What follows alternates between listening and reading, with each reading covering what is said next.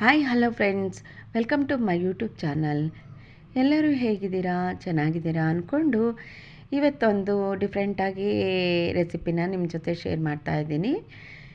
Capsicum gravy ಮಾಡೋಣ ಅಂದ್ಕೊಂಡು ಚಪಾತಿಗೆ ರೊಟ್ಟಿಗೆ ಚೆನ್ನಾಗಿರುತ್ತೆ ಅಂತ ನಾನು ಅದ್ರ ಜೊತೆಗೆ ಒಂದು 2-3 ಬದನೆಕಾಯಿ ಕೂಡ ಹಾಕ್ಕೊಂಡಿದ್ದೀನಿ. ನಮ್ಮ ಹಸ್ಬೆಂಡ್ ಕ್ಯಾಪ್ಸಿಕಮ್ ತಿನ್ನಲ್ಲ, ಬದನೆಕಾಯಿ ಅವ್ರಿಗೋಸ್ಕರ ಹಾಕಿದ್ದೀನಿ.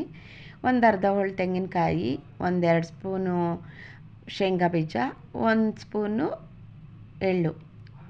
ಎಳ್ಳು ಮತ್ತು ಶೇಂಗಾ ಬೀಜನ ಹುರಿದು ಹಾಕ್ಕೊಳ್ಳಿ. ಅದ್ರ ಜೊತೆಗೆ ಒಂದು ಅರ್ಧ ಸ್ಪೂನು ಧನಿಯಾ ಪೌಡ್ರು, 1 ಸ್ಪೂನ್ ಖಾರದ ಪುಡಿ, ಒಂದು ಸ್ವಲ್ಪ ಹುಣಸೆಹಣ್ಣು, ರುಚಿಗೆ ಎಷ್ಟು ಹುಳಿ ಬೇಕಾಗುತ್ತೋ ಅಷ್ಟನ್ನು ಹಾಕ್ಕೊಳ್ಳಿ. ಜೊತೆಗೆ ಮೆಣಸು, ಚಕ್ಕೆ, ಲವಂಗ, 1/4 ಟೀ ಸ್ಪೂನ್ ಅರಿಶಿಣ, ಇದಿಷ್ಟನ್ನು ಕೂಡ ಹಾಕ್ಕೊಂಡೆ. ಜೊತೆಗೆ ಕರಿಬೇವು, ಕೊತ್ತಂಬರಿ ಕೂಡ ಹಾಕ್ಕೊಂಡಿದ್ದೀನಿ.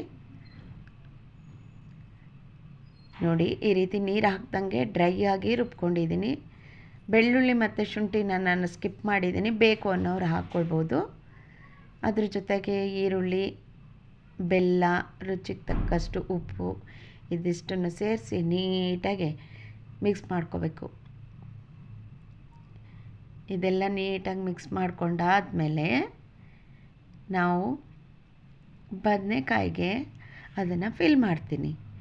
ಕ್ಯಾಪ್ಸಿಕಮ್ ದೊಡ್ಡದಿರೋದ್ರಿಂದ ಅದನ್ನು ಹಾಗೆ ಹಾಕೋಕ್ಕಾಗಲ್ಲ, ಸೊ ಅದಕ್ಕೋಸ್ಕರ ಕಟ್ ಮಾಡ್ಕೊಳ್ತೀನಿ.